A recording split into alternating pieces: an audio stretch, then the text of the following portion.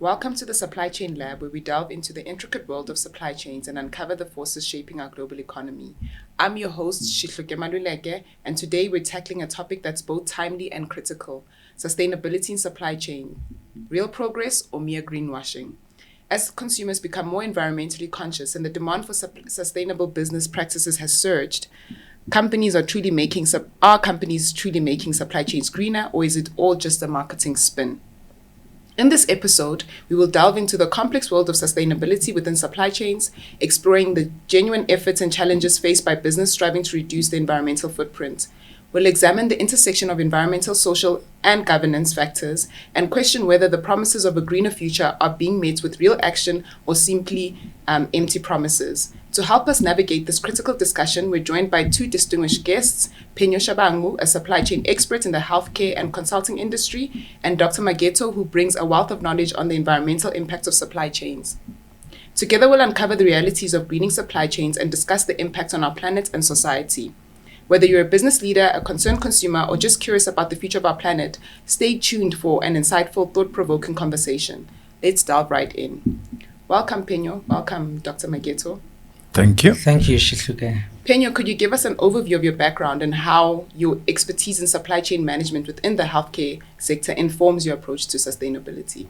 Okay, so I've spent more or less 10 years of my career in FMCG and management consulting. A lot of the work that I've been doing in management consulting is supply chain strategy work. And from management consulting, I moved into the public health space. I feel that my expertise and my capabilities within the public health space, they really equip ministries of health all across Africa and in South Africa as well to be able to bring medicines closer to patients and medicines closer to people that are hard to reach. I think that this is something that is required for everyone to have good livelihoods in the countries that they live in. Thanks. Thank you so much, Penyo. Dr. Mageto, can you introduce yourself by highlighting your academic and professional background and how it's shaped your perspective on sustainability in supply chain? Yeah, thank you very much, Shuke, and thanks for having me here this morning. My background is generally in the academic world, and we've been teaching supply chain modules and supply chain courses. But of importance is that we are educating the future generations, and it's important that this generation get to know all aspects of supply chain management, but more importantly, sustainability and its impact into the environment. So what's going on is in many universities now, the academic disciplines, especially around supply chain, are more and more focused on environmental issues, whereby it's very important that the courses keep on informing students and also industry on how they can be sustainable, or how they can get sustainable solutions. So I hold a doctorate in logistics management, and of course a number of research in sustainability aspects, which is very critical for this particular discussion.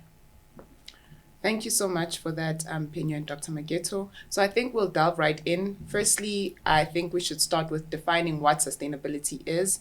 And I don't want us to just focus on it from an environmental perspective, but also bring in the social and the governance side to it, which, Penyo, I think you'll do quite well because you kind of work in the healthcare space where people's livelihoods are being touched on a day-to-day basis. So if you could just define to the everyday person what a sustainable supply chain looks like, not just from an environmental perspective, but also the social and the governance aspects to it as well. Okay, cool. So for me, a sustainable supply chain, I mean, to your point, is a supply chain that not only takes into consideration the environmental aspect, but also takes into consideration the economic viability of the geography that operation or that organization is operating within, and also takes into into consideration the governance aspect as well. So from an economic viability perspective, from a supply, specifically within the supply chain domain, for me, what's important is taking into consideration fair labor practices, also taking into consideration aspects like ethical sourcing and making sure that direct materials that are input into manufacturing are actually sourced from places that from an ethical standpoint that we are able to source from as well. And I think also from a social perspective as well, taking into consideration the social aspect, it's very important to consider the fact that fair labor practices are taken into consideration by organizations. And by fair labor practices, it's not only how people work within a specific supply chain, but also taking into consideration the reduction of things like contingent labor or temporary labor, and making sure that you really embed sustainability within the supply chain from an economic perspective, from a social perspective, by empowering people to be able to experience some financial freedom and economic freedom as well. That's a great answer.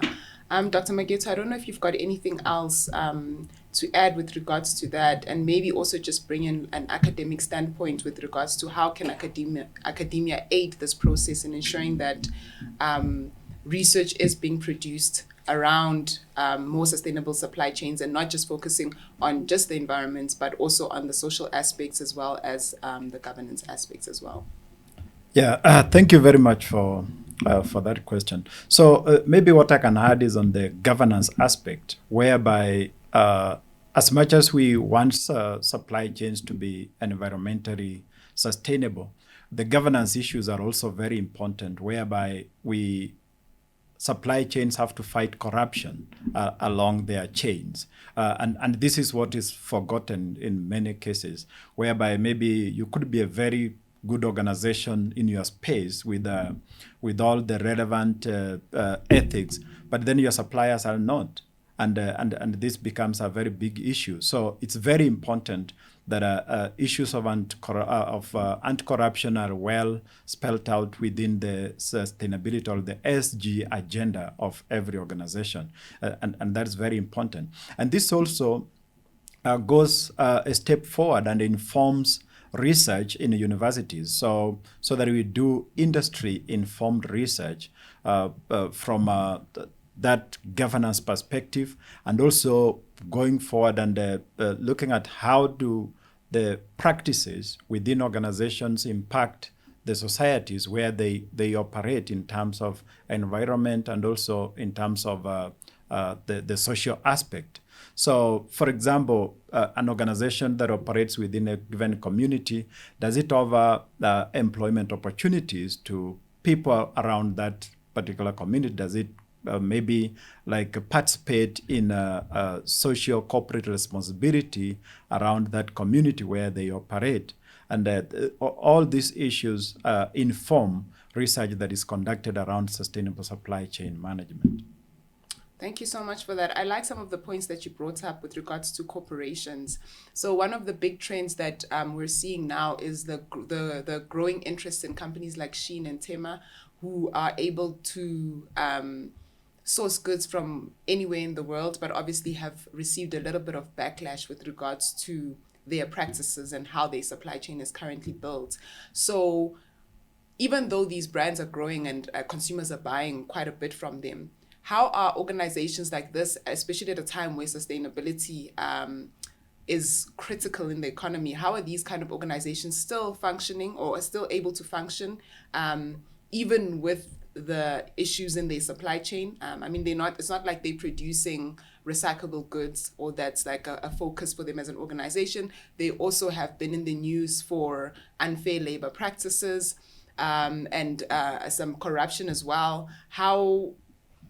Is this how organizations are thinking about sustainability, or are organizations actually making real efforts in becoming more sustainable, not just environmentally, but socially and their governance practices as well. Penyo, we'll start with you. I think it's a very interesting point that you're raising. If you actually think about supply chain sustainability and how supply chain professionals think about supply chain sustainability of late, it's usually around the agility of the supply chain, meaning how fast you can actually source the goods, how fast you can make them, and how fast you can get them to the end user. What we don't take into consideration is at what cost, and the cost obviously lies with the employee that needs to fulfill those duties to make those goods available.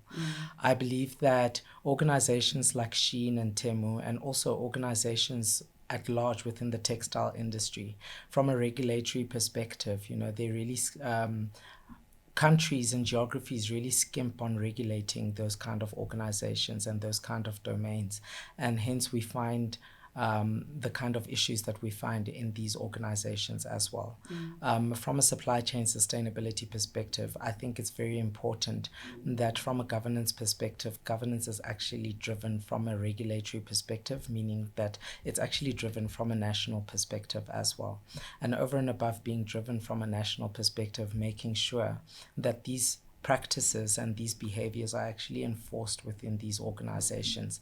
And that is the only way that we can really take great strides to curbing the malpractices that we're experiencing within these organizations. I like what you're saying about it should be from a policy perspective and then just trickled down, forcing organizations to become more sustainable. And we're seeing this little by little. I mean, we recently had a law introduced in South Africa, which focuses on the EPR regulation, which focuses on just packaging and saying that when companies dump waste, they will be charged a fee levy around that. So I guess in terms of, is the government doing something? I think slowly but surely, maybe not at the same rate as what they focus on other issues on, and they should definitely, increase the focus around that. I mean, absolutely. And if we're taking into consideration ESG, what you normally find is that governments, they really take great strides at focusing on the E aspect of ESG, which is the environmental, because obviously that is something that actually touches on so many domains and so many people, right? And then second to that, it will be the social aspect, which actually touches on the social well-being of that community and the social well-being of that country or of that geography. But what we're seeing a little less of is the governance aspect. And that's what we really need to start embedding within our supply chains. And it's something that we really need to start driving from a national level. If you take into consideration in the mining sector, you really find that the governance aspect of the mining sector is quite strong. And it's strong taking into consideration the nature of the job that's being done, taking into consideration that when you're in a mining environment, one life lost is too many lives lost. When you're in a mining environment, we want zero harm, right? And obviously all of those practices and all of those policies, they inform the way in which these mining organizations are going to enable and equip their employees to carry out their everyday duties. What we need to see more of is that come through across all the sectors. Because when you're focusing on when you have a sector specific focus, then you're often going to have loopholes from a governance perspective as well. And I think that is something that really should strongly be considered by governments. And then Dr. Mageto, just still on that point, how do you think academia can assist with this? Because obviously there's a lot of research being done, maybe not just in academia, but even in industry, where we're seeing the European countries from a governance perspective, or the first world countries, not just Europe, they have a lot of research on how they've changed practices. I think they have much better labor practices because it's coming from right at the top. You can't just open an organization like Shein in, Germany and have people working unfairly. Why is this kind of not coming through on the African continent? And what do you think the governments could do, or how could academia aid itself in assisting the government in developing policies that are more aligned? Thank you very much for that question. And maybe to start with is to note that from the past, what has been happening in the space of sustainability is kind of self-regulatory, whereby organizations, the ones who want to be sustainable, they try to initiate some sustainability practices within their organizations. Then they maybe write a very nice narrative on their websites regarding sustainability aspects or practices that they have within the organization. But then the full story is actually not told. They don't go upstream and tell us exactly where they're getting the raw materials from. They don't go downstream and tell us actually what do they tell their customers. Is it true that they are actually sustainable? Now, what has happened, especially in the developed economies and Western economies, is that information has been shared widely. These organizations provide sufficient data to the governments, and some of this data is maybe within the open space or public space, where now academia or researchers can access this data and actually investigate whether what they're saying is actually true. For example, if you're saying we are a sustainable supply chain, provide us all the information about who your suppliers are, and let's see. Bring out clearly what are your labor practices. Tell us exactly what you are doing in communities. Not kind of greenwashing. So all these aspects can only be unearthed once researchers get relevant data, and then they can be able to investigate this and provide kind of information that can be actionable. So what we're seeing, especially in Africa, is that governments are lagging behind. Governments are not ready to force compliance on some aspects, especially on the strong multinationals, which are actually dominating in the continent.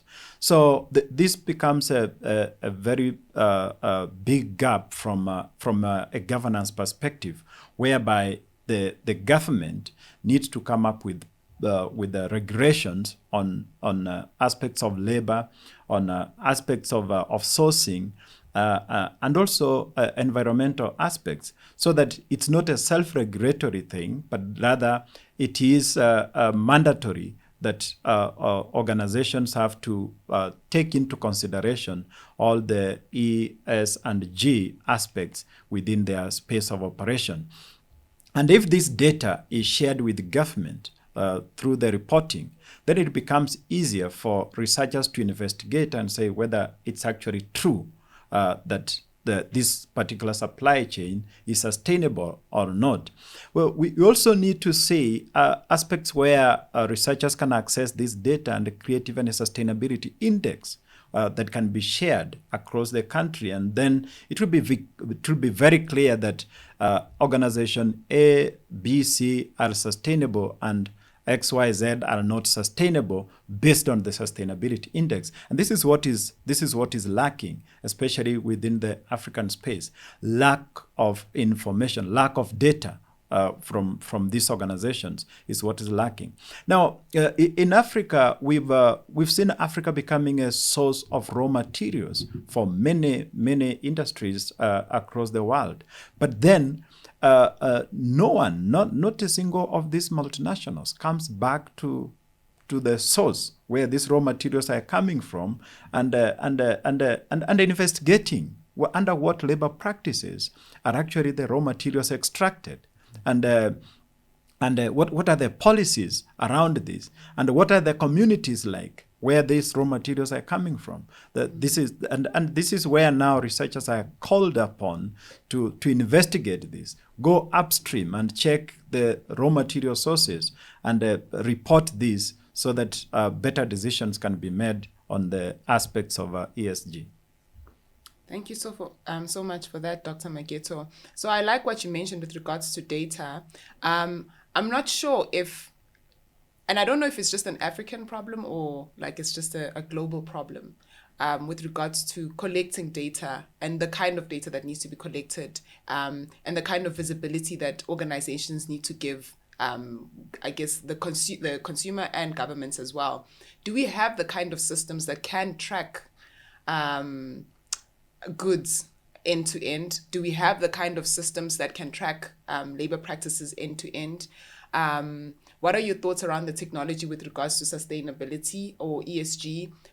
Although it's not a new practice, I think it is not something that has been given focus both academically, politically, or from an industry perspective. So do you think we have the kind of technology to provide the data that Dr. Mageto is talking about? Or is this something that still needs to kind of be built? We'll start with you, Dr. Mageto. Yeah, thank you for that. And what I can say clearly is that the technologies are there. The data is available. It's only that government has not kind of implemented a particular policy that forces many of the organizations to be transparent. That is what has happened in Western countries. Organizations they are transparent. They have to report this. But in Africa, kind of the government is not enforcing this. And that is why we have the weaknesses. But now going forward, of course, we've seen in some of the industries, like in mining, where now they've started implementing blockchain. We've seen also in some of the agricultural sectors, they're implementing blockchain. And now, of course, this is going to help to create more transparency, supply chains, and also create visibility of the products or goods as they move across the supply chain. And this will be important. So the technology is there. I think it's the willingness of governments to enforce this. Because remember, it's a cost. Sustainability does not come cheap. It's not free. It is a cost. And any rational businessman or woman will always not want to incur extra costs on compliance of sustainability. So some of this compliance has to be enforced by government. Penny, I don't know if you've got anything to add on your side on. I actually also agree with Dr. Mageto. I think the data is definitely there, the technologies are in place, and there is definitely a growing precedence of our adoption of these technologies. However, I also think that I like saying that the problem with transparency is that it brings transparency, right? And that's the whole benefit of having data and having these tools, so that we can create increased visibility and bring increased transparency. Now, with that being the case, there's a lot of trade-offs. And to Dr. Mageto's point, sustainability comes at a cost. Over and above the incurring of costs, there's also trade-offs that will be suffered. From a social aspect, if you're thinking about your supply base and rationalizing that supply base based on the data that you have, you're saying that you want to spur competition, you want to bring more suppliers in order to source responsibly and source ethically. Now that's going to be a loss to that one supplier that has a monopoly over providing a strategic commodity. So from a data and technology perspective, I definitely think that those practices are in place, and those tools, there definitely is a growing adoption of those tools. However, I also think that making data-driven decisions is a big African problem. I think that we do collect the right data. I think we archive the right data, but that's where it stops most of the time. We don't know what it to do stops with it. with archiving. When it comes to making informed decisions, all our decisions almost always are either political or are based on one person's viewpoint on how the ideal situation should be in a given geography. So that is the issue, which is why I will always circle back to the governance aspect, right? If we can really reinforce the governance aspect of embedding sustainability in our supply chains, then we will be in a position to make good data-driven decisions with the tools that we're implementing, these tools that cost us a lot of money. I mean, I like the aspect that you guys touched on with regards to the cost of what would it cost organizations to become more sustainable.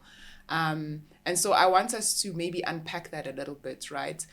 Fine, there's a monetary cost. However, it is believed from the research that has been produced that the long-term the short-term investment fine will be at a high cost, but long-term wise, it should save the business money for them to run more sustainably, right? And I guess even from a labor perspective, to treat people better, you can keep employees for longer. Employees are more loyal. There's been studies that show that there are benefits that come with running more sustainably. So why is it that organizations are still very focused on it's going to cost us too much to become more sustainable? That's the first question. Then what I also don't understand is those same global organizations that function more sustainably in one economy versus this economy, why do their practices change when they move to another economy that maybe doesn't have the same kind of governance as the one that, I don't know, maybe they originate from? So I don't know if you guys want to comment on that. Yeah, thank you for that observation. Maybe just to bring it into context, is that you get many of these multinationals, they, within their space where they're operating, they are very sustainable. They produce very nice sustainability reports. But what they try to hide completely is where their source market is, where they're sourcing their raw materials from. That is what they try to hide. Let's take a very simple example, especially in the perfume industry, where a plant like jasmine flowers are among the key raw materials into the perfume industry. So what the big multinationals that are involved in producing the most expensive perfumes do is they source these raw materials from another organization that is also maybe a small enterprise. They don't care how much this organization pays the families that are picking these flowers. They don't care. They don't care who actually picks these flowers. And you can read many of these it's kids who are picking these flowers in the early morning before they go to school, and some of them are paid very little or peanuts, and it's not money that can sustain them. But then when you look at the price of a perfume in the global space, it's very expensive. So what happens is when they're issuing their sustainability reports, they don't talk about that particular middle company that is sourcing the flowers directly from the farmers and then sells to the multinational. So this is where the whole issue is. So they will try as much as possible to be sustainable in Europe or in the US or any other place, but they will never care what happens in the source market. And that is the biggest problem that we are seeing. They will still be selling those products in Africa, but the products will coming from Europe. So where they are very sustainable, they have very nice sustainability reports. Everything is good for them. Within their space, they are treating their workers very well. But what about the workers from the source of their raw materials? That is where the big issue is. So in other words, what they are writing for their customers, what they are telling their customers, is not exactly what is happening. It's not a reality of what is happening, because they have not gone back to see where exactly are we getting the raw materials from, and how are we treating those families that are giving us the raw materials. Think of the child labor in the Democratic Republic of Congo, where much of the raw materials for smartphone batteries come from. Which of the large organizations has any corporate social responsibility in DRC? None of them. But we can promise that if you trace, you'll get that many of the big phone companies, mobile phone companies, they are actually getting their raw materials from DRC. But none of them is involved in anything that is happening in DRC in terms of corporate social responsibility.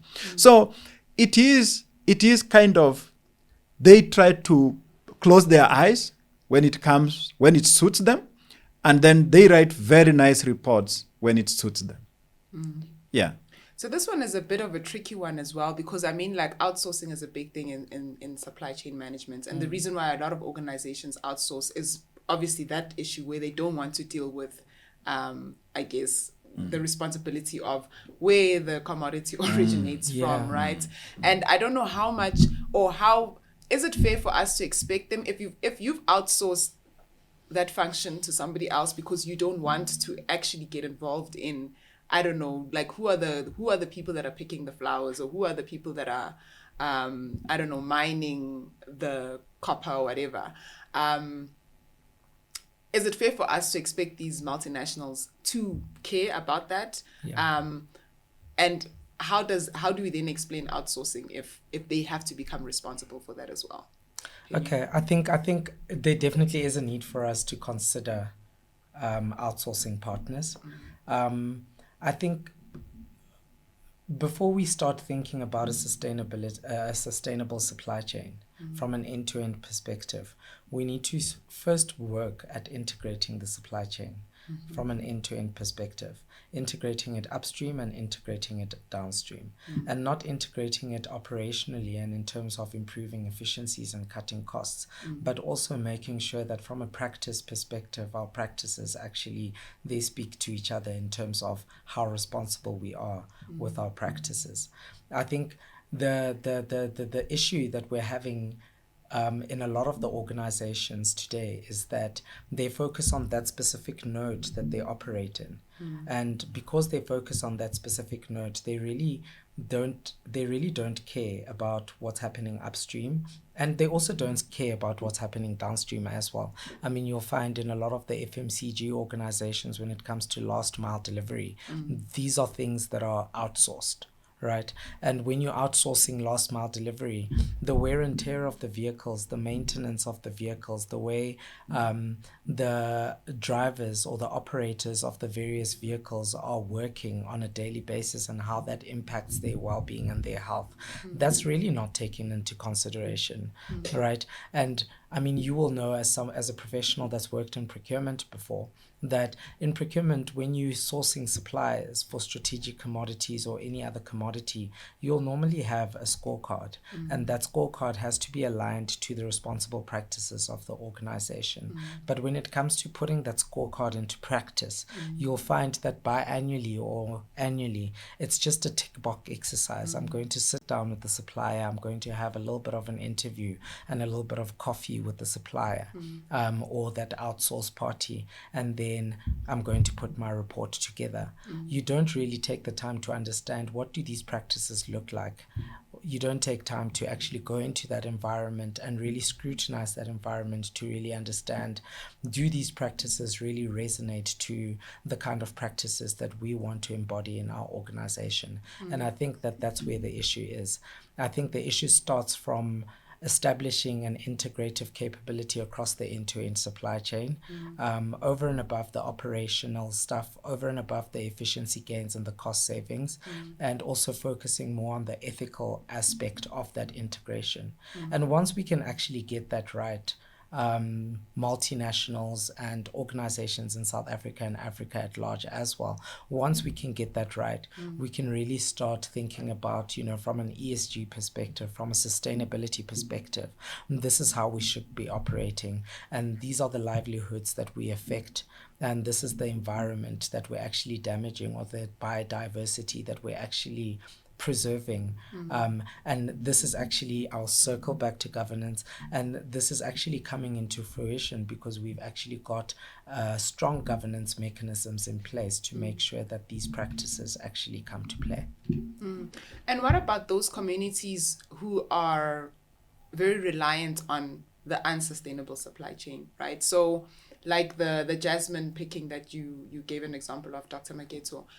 If an organization were to investigate those practices and say, no, children cannot pick these flowers because of their age and all of that. However, those family livelihoods are dependent on that child picking those plants. How do organizations do it responsibly without collapsing those communities, in that sometimes those communities are reliant on like the young labor market. How can organizations do it in a responsible way that doesn't collapse those economies? Yeah, thank you very much for that. I mean, that's a very good question, and that is why maybe it gets to a point where there is child labor, because many of these communities are desperate, so they do it to just put a meal on the table for their families. They do it to get some money to pay for school fees for their children, and what should happen actually is that there are outsourced partners who buy these flowers or these raw materials from the communities. They should the main organization should understand how much actually are they paying, because it's all about money. If they invest properly in terms of, they tell their outsourced partners, you make sure you have the right protective equipment for the people who are picking these flowers, make sure you pay them well, make sure there is proper labor practices, they will implement that. It's all about focusing more on the profits and forgetting the social aspect of the whole equation. So that is the thing. I mean, you can ask yourself, how does it happen in the developed economies? I mean, it's all about how much people are paid, how much people's labor is valued, and that is why when they get maybe within the developing country space, number one, our governments are not proactive in terms of coming up with regulations around these labor issues. Number two, in terms of the price, that is, how much do we pay for labor? It's not very clear, and then we make the space very informal, and the informality of the raw material extraction is what creates this problem. So if government could come up with policies clearly so that they make sure they formalize all the productive industries, then it would be very easy for this, and the communities would get even better compensation for what they're offering to these multinationals. Yeah. I like what you said there, Penyo. Before you comment, I want to throw another comment into it that you can add to your answer. So currently, one of the big things in South Africa is that the South African labor is expensive, right? Which is interesting what you're saying with regards to government regulating and then coming up with the structure with regards to how labor should be paid in the country. So if a lot of the multinationals feel like the South African labor is expensive, how do we then solve that problem? Is South African labor really as expensive as what is said? How do you think organizations can solve this problem without obviously the government discouraging investment and discouraging organizations opening up offices in this country? Yeah, I mean, it's a tough one. I don't think South African labor is expensive compared to the revenues that organizations make, right? And also, I do think that from a policy perspective, there are policies that, I mean, albeit little, there are policies that really govern how labor practices should be implemented within the various workplaces, right? The issue is enforcing those policies and having regulatory authorities or having governments actually enforce those policies within those organizations, right? And a case in point for me will be something as simple as having enterprise and supply development programs. I think if I have to take the classic example of SAB Miller, which is now AB InBev, they run a really, really successful enterprise and supply development program. And it's a program that actually really equips small suppliers and even big suppliers with the knowledge on how to practice responsible labor practices, how to practice ethical labor practices, how to take into consideration aspects like child labor and working conditions, etc. And what that looks like, at SAB Miller, they have what they call the owner driver scheme, or they had the owner driver scheme where they outsource the last mile delivery and even outbound. So it's both primary distribution and secondary distribution. They outsource that to transport and fleet management companies across the entire country, right? But prior to onboarding those suppliers, they go through an incubation and they go through training on how us as an organization, as AB InBev or as SAB Miller, how we do business, right? They touch on aspects like if you're going to have crew on your truck that actually offloads the beer and loads the empties, your crew members have to be of this age. This is the right documentation that they should have. And this documentation is not only for them, but it will also put us in the green light as an organization when it comes to paying them and when it comes to taking care of all the legislative and regulatory aspects of employing this person and having this person as part of our staff complement. I definitely think that organizations need to really invest and provision more funds towards labor. Labor is it's literally the biggest engine of any organization from a revenue perspective, and taking that into consideration, I don't think that the labor in South Africa is expensive. And this is across all the industries, right? If you think about the annual reports that organizations always report, and even organizations in South Africa, almost always every year there's an increase in revenue. They increase by 15%, by 10%, by 9%. How are you increasing all this revenue, but you're not able to provide your employees with the same proportion of increase or the same proportion of remuneration from their side as well? So I think that's definitely one of the big conversations that we need to have as business and as industry as well. Yeah, I don't know if you saw that the Woolworths CEO was currently under fire in Australia because his bonus payout was $8.4 million, right? South African CEO. And they were just asking him if he adds so much value that he gets paid that much, but the shop floor worker is not even making a fraction of that amount of money. So I hear what you're saying with regards to labor and being fair to everybody that works for the organization, regardless of the level that they work on. Absolutely. Like to stop overvaluing people that sit on a certain level versus the guys that actually make the business run on a day-to-day basis and make sure that they're able to provide those returns or those profits. Yeah. Sorry, Dr. Mageto, I did interrupt you there. Yeah, no problem. Thanks for that.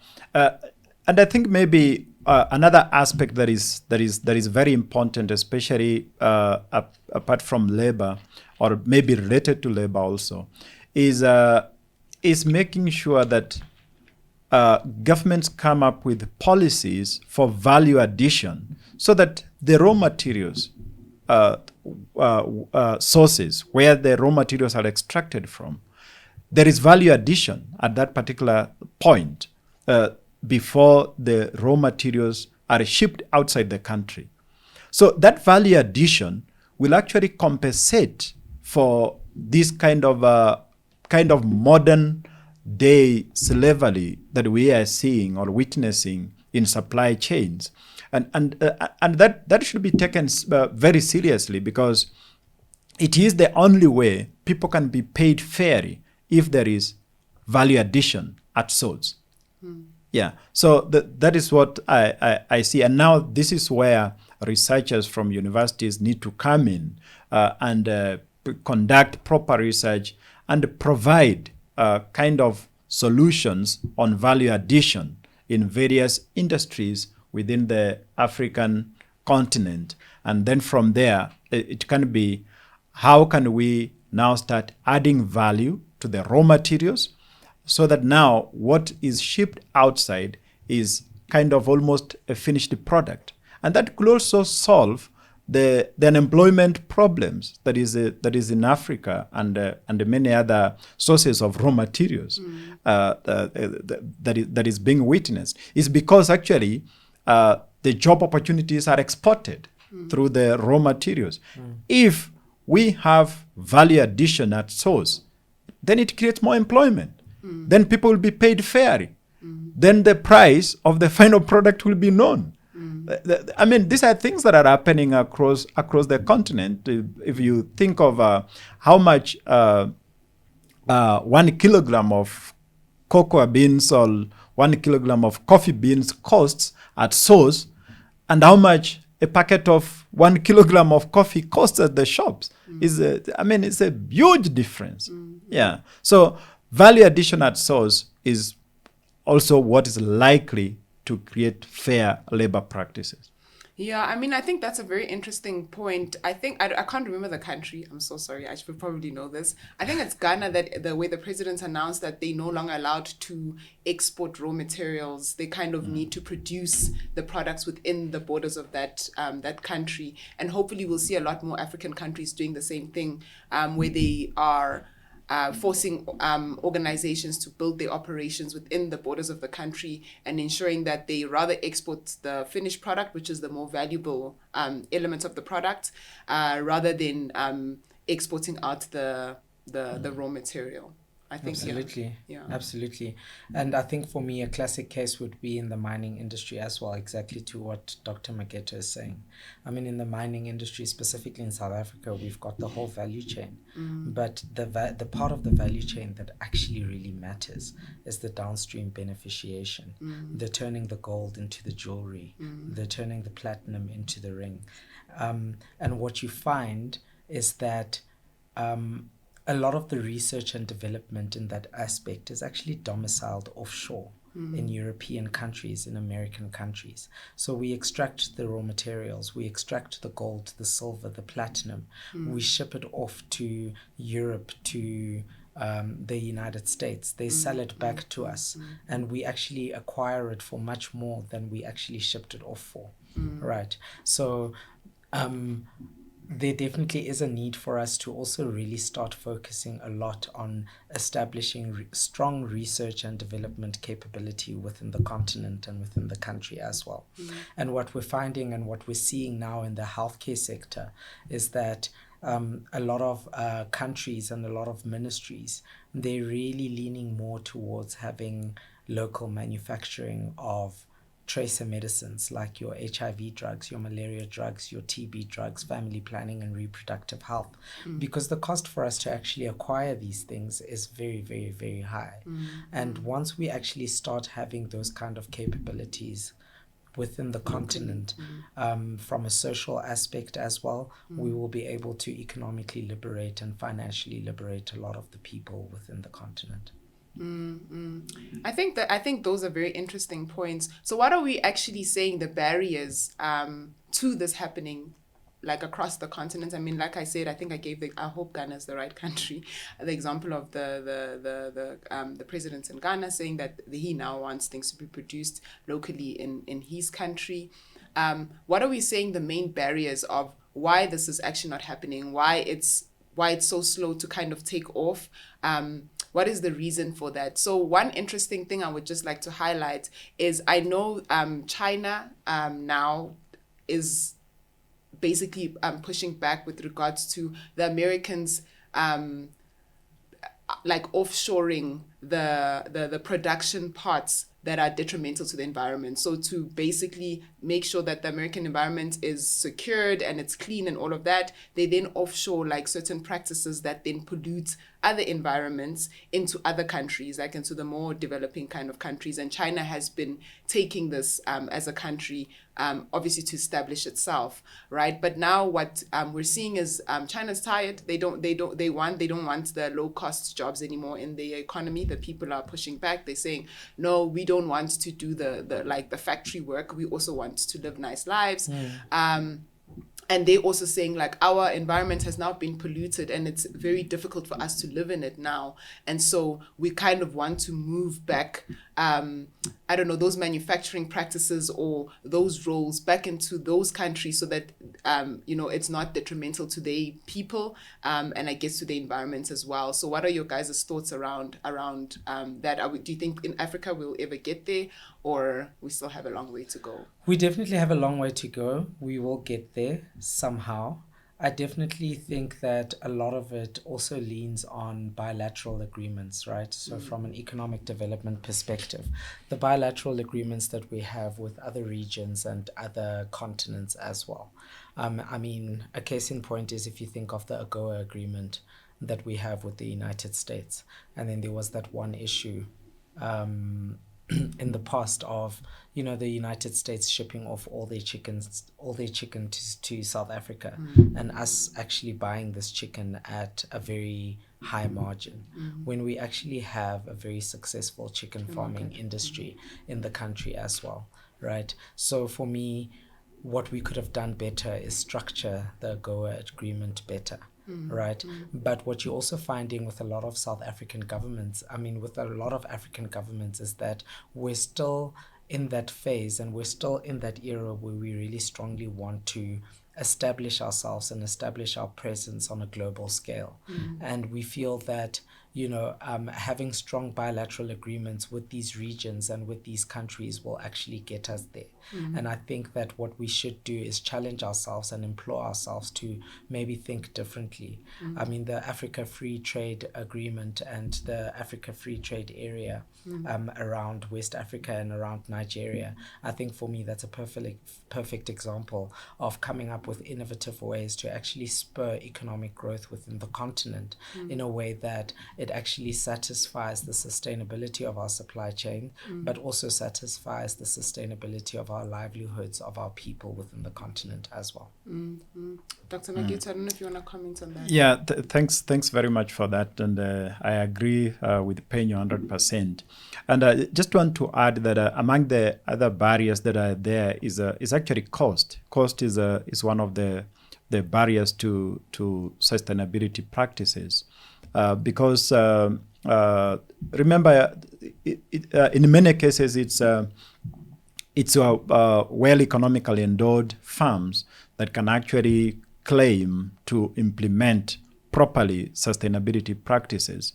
So the whole issue is that is there a way that maybe governments can kind of have some form of rebates for organizations that are really contributing to the societies where they operate, organizations that take care of the environments where they operate, and organizations that have stellar governance practices. Can government come up with maybe tax rebates on that space so that this kind of organizations can be rewarded for spending extra amounts of money in implementing sustainability practices. So I think when you look at all aspects, the barrier comes into cost. Is an issue of cost, and even what Penyo said, whereby organizations try to offshore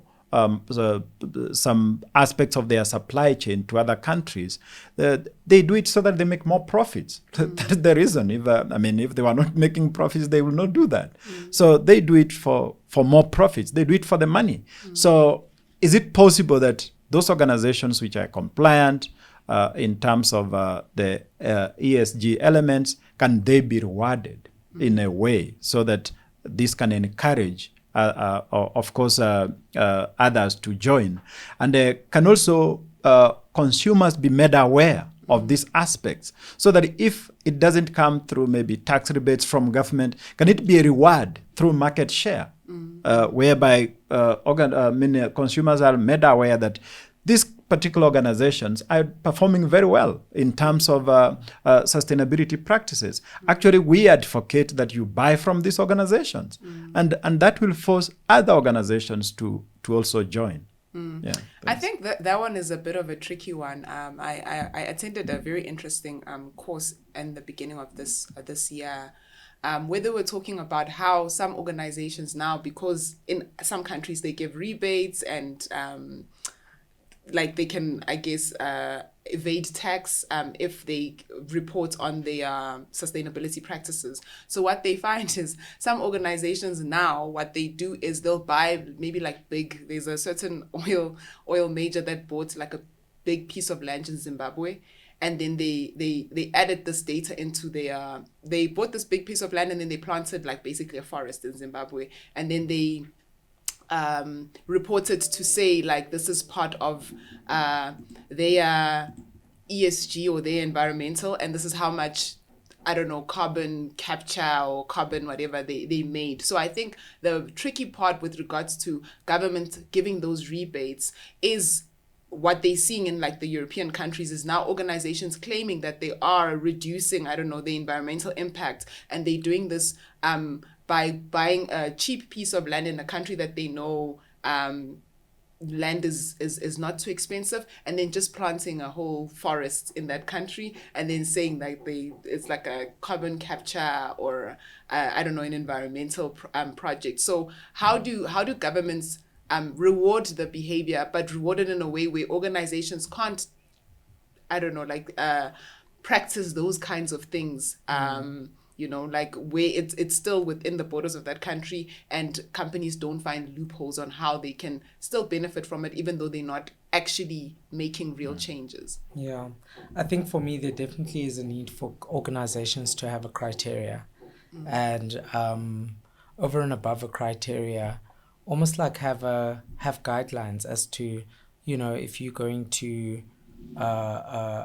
embark on this journey of improving our environmental, social, and governance aspect in this country, this is what you need to do. This is what the country needs. I think what governments also need to be very proactive about is really establishing what is it that will actually improve and amplify the positivity of the citizenry of that country. So a case in point for me will be, again, in the mining sector. In the mining sector, you find that, and it happens in South Africa as well, you know, mines are here, they're going to extract minerals, and once they're done, they're just going to leave that community as it is, right? It's going to be very derelict. It's not going to have improved since they've been there. And because of the labor practices and the employment practices, the livelihoods of the people that actually live in that community haven't been improved, right? But you'll find that this is probably an organization that would have bought a big plot of land and planted the trees. When in actual fact, what this organization could have done is built schools, you know, built some multi-purpose facilities for the children that are living in that community, making sure that, you know, all the buildings that were occupied during the time that the mine was operational, say for instance for accommodation, those buildings are going to be gentrified and maybe they could be repurposed into social housing or low-cost housing as well. That for me is something that would make sense, something that would also advance the livelihoods of the citizens that actually live in a certain geography. So for me, I think that governments really need to be more proactive at really establishing and understanding what is it that will actually improve the livelihoods of our people in our country or in our geography. What is it that will actually really amplify the environmental aspect, whether be it biodiversity or carbon capture or whatever, you know, what is it that will actually really improve it? And once these organizations actually decide that they're actually going to establish operations in our countries, then we inform these organizations that come the time where it's end of life for this operation, this is what we expect from this organization. I think that's fair. So I think we should kind of wrap up the discussion. I mean, I think we've touched on a few things. The one thing we haven't really touched on is how consumers influence sustainability. Like, what is your role as the everyday person to kind of force organizations? Because at the end of the day, especially if the organization is a manufacturing organization and you're buying certain products, you have a responsibility as a consumer to encourage the company to take part in more sustainable practices? What are the roles of the consumer? What do consumers need to think about in their everyday purchasing decisions, or just everyday decisions? Like, should they walk to work instead of driving their car? Small, simple things like that. Dr. Mageto, I think we'll start with you. Yeah, thank you for that. And I really want to agree with you that consumers have a role to play in a kind of enforcing the sustainability agenda within the various industries. It can be something like a very simple question, like if you knew that your favorite supplier or your favorite manufacturer of a perfume that you pay so expensively for was actually acquiring raw materials from a child labor ridden supply chain, would you continue buying it? You see, if you are aware of that, would you continue buying from that same manufacturer? So if the answer is no, then it means we need to make consumers more aware of sustainability. And then the consumers will have a responsibility of, before they buy a product, try to trace it, try to get more information about that particular product supply chain, and that will help. So one, consumer awareness is very important, and then two, the consumers need to make a decision whether they are buying from sustainable organizations or not. And if they are going to buy from sustainable organizations, definitely the organizations in that space, they will try to be as much as possible to be sustainable. Yeah, I think the consumer one is a bit of a tricky one, especially if we look at the growth of like the iPhone. The iPhone sales have not come down, even though there's been a lot more visibility into where the main raw materials are coming from, what are the conditions of the people that these raw materials are being, what are the labor practices. That has come out in media. We've seen that happening. We also have seen Shein has been in the forefront of unfair labor practices, of unethical business behavior and all of that. So I don't know what it is that can trigger consumers to care. I don't know, Penyo, in your experience, what do you think, how do you think consumers could be inspired to make it different? I think two things. It's really tricky. And I, as a consumer myself, I'm thinking about what I really respond to. I hate to say this, but this is true. I think there definitely is power in social media. There's also power in creating awareness around practices that organizations adopt, specifically the malpractices as well. I think that there also is power in really having rights organizations reach out to consumers and educating consumers around responsible practices, specifically practices around making the right purchase decision. And I'm going to take the case of, I think it's Shell, where they were doing an exploration just off the coast of Cape Town. And the exploration that they were doing, it actually affected the biodiversity in the ocean, because the equipment that they were using, it was X many decibels, and obviously this affects the life of the creatures in the ocean, right?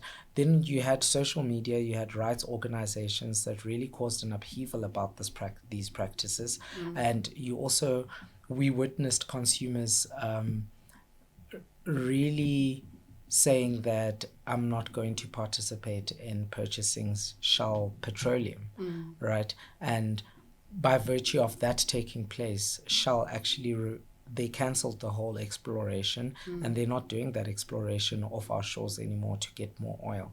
So I definitely do think that leveraging the power of media through various mediums, social media being one of them, and also leveraging the power of specific rights organizations that are really geared towards educating consumers around making the right purchasing decisions, specifically purchasing decisions that really inform the sustainability of environments, the sustainability of countries, of supply chains. I think those are very important, and those will actually go a long way. Yeah. Okay. And then around the consumers, I mean, I know there are some practices that organizations are kind of introducing, like the Woolworths paper, the I don't know what the material of those bags are, to encourage consumers to reuse those bags. But people actually are not reusing them. Now you just have a cupboard filled with those very expensive Woolworths bags. Are changes like that actually making a difference? Like if a consumer, I mean, now they don't give the consumer the option of the plastic. They kind of force you to carry the bag. Are those kinds of changes actually beneficial to the consumer? Like, should consumers care that Checkers is still using plastics and Woolworths has now moved over to the bag? Dr. Maketo. Yeah, thank you for that. I think those kind of initiatives are very important. I mean, there are some countries, not even organizations, countries that have completely banned the use of plastic bags completely. So you cannot buy plastic bag, you cannot package anything on plastic in a plastic bag, and I mean those are the right initiatives, and it's something that makes consumers aware that we need to follow sustainable kind of practices, or follow organizations, or buy from organizations that promote these sustainable practices. So, but as you rightly said, the biggest challenge is that since organizations, some organizations started implementing that, has it affected their competitors in any way? So that is now what we need maybe to go and research. Do we have more customers trooping onto that particular organization that is showing or indicating some sustainable practices, as opposed to the one that is stuck with the plastic bags? So I mean, that is something that we need to research and understand whether there is any market shifting from there. Yeah. I also think we should take a step back and just kind of like really look at the evolution of the plastic bag, for lack of a better phrase, right? Back in the day, the plastic bag was free when you made any purchase, right? Regardless of how small or big it was. And then it was introduced that we're going to sell plastic bags. So now you get all the shops that are selling plastic bags, right? To kind of discourage. And that actually reduced the waste that is caused from littering of the plastic bag, right? And that is, from a governance perspective, that is something that was enforced nationally from the top. And it was enforced to all organizations that this is what's going to be adopted. We're going to sell this plastic bag, albeit it was for 80 cents, 50 cents at the time. You still, it was very, you were very conscious of it, that I'm actually paying money for this thing, therefore I don't need it. I mean, it's just 4 items, I can carry them. And I think in the same vein, when it comes to the plastic bag versus the Woolies bag, you know, if we had that same sense of governance that's actually being pushed from the top onto organizations, I think there definitely will be a realization of the elimination of waste from plastics, you know, and had they followed the same approach, I think that we'd definitely be in a better place now. I definitely think that we will get there. I mean, I myself always forget my Woolies bags at home. I mean, I've got like 1,000 in the cupboard, you know. So and then every single time I get to a Woolies, I actually get really, really annoyed. Why don't I keep like 10 in the boot? But also, with a lot of these changes, it will enforce behavior, but that behavior won't be enforced immediately, unfortunately, right? Because it's not the same behavior as, are you buying the plastic bag or are you not? This one is, you have to carry this thing with you, and when you're going to make a purchase, you have to kind of like make the conscious decision of going to your boot and taking out this bag and carrying it with you. And that is a different kind of psyche that you'll apply to this, that you did to actually making the decision to actually purchase the plastic bag. Yeah, I think that's fair. So what would you guys say, just as closing statements, what are the emerging trends in sustainability? What is the future of supply chains with regards to ESG? And how do you envision the supply chain professional in the future? I think for me, one of the big emerging trends as far as sustainability is concerned is definitely localization. And with localization, it touches on many things. It touches on improving the livelihoods of people in a community or people in a country. It touches on advancing the socio-economic objectives of a specific country.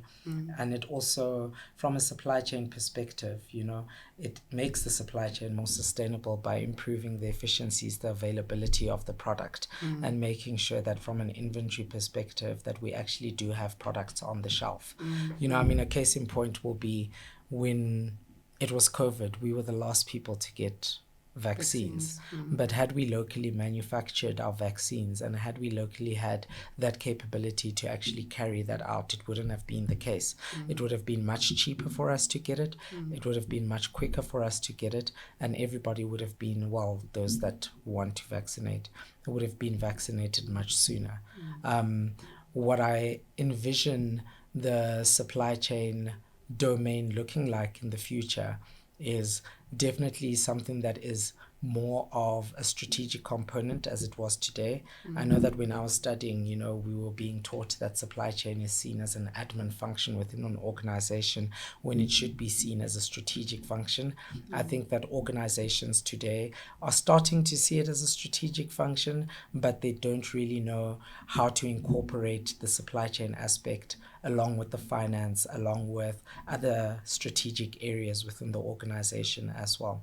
So I think that we'll definitely start seeing a growing precedence of that, and the professionalization of the supply chain fraternity and the supply chain domain at large as well. So those are the things that I'm seeing. Over and above the technology and using the technology, I think that the supply chain domain for me is one of the domains that actually leverages a lot of technology. Over and above leveraging the technology, I do think that the loophole is that we really don't know how to use that technology in a way that it's actually going to advantage us. And I think that with the workforce that we're building in today's world, that's definitely where we're heading towards. Thank you so much, Penyo. Dr. Mageto? Yeah, thank you very much, Shuka, for that question. So what I'm seeing going forward is that from a sustainability perspective, there'll be more scrutiny in supply chains going forward, given that we are now having more and more informed consumers. So consumers are going to task various organizations to provide a proper visibility of their products, where they're sourcing from and where they're coming from. So we're looking forward to where you can just scan maybe a product and then it tells you its whole journey. And that journey will help you make a decision whether to buy or not. We're likely to see more and more organizations becoming sustainable in going forward. Albeit some are likely to cut profits and such like things. But more important, as Penyo said, we're likely to see more nearshoring now, whereby organizations would want to produce goods within maybe within the national space or maybe within a neighboring country, so that they can create more impact in terms of social and economic sustainability of the communities where they operate. Of course, what we're likely to see also is, as Penyo said, the use of technology is going to be enhanced more. We're likely to see things like blockchain coming into this space more and more. We're likely to see more of Internet of Things to make sure that we can actually tell the integrity of each and every product. We're going to see more of this. And apart from that, of course, supply chain is now becoming a profession as any other profession, and its important role is going to be realized. Apart from that, what we'll see is more investigation on what are the risks that sustainability is likely to create within supply chains. Will it create any disruption in the flow of goods in various industries? So the risk management becomes another key issue. And For example, are we going to source from a very far market so that we can be sustainable, while we cannot source from nearby because it's not sustainable? What are the risks associated to that? And also, apart from that, is about resilience. Our supply chains are likely to be resilient and at the same time be sustainable. So those are kind of investigations that we'll be seeing into the future. Of course, applications of AI in supply chain and how AI can maybe leapfrog some organizations to be more sustainable. We're likely to see those kind of investigations coming into the fore in future. Okay, thank you so much, guys, for your time. We really appreciate you guys joining us for this chat. I hope everybody enjoyed the episode, and I hope consumers also realize that they have a responsibility in encouraging organizations to become more sustainable. Thank you, Penyo. Thank you, Dr. Mageto. Thanks for having us. Thank you for having me. Thank you. Thank you.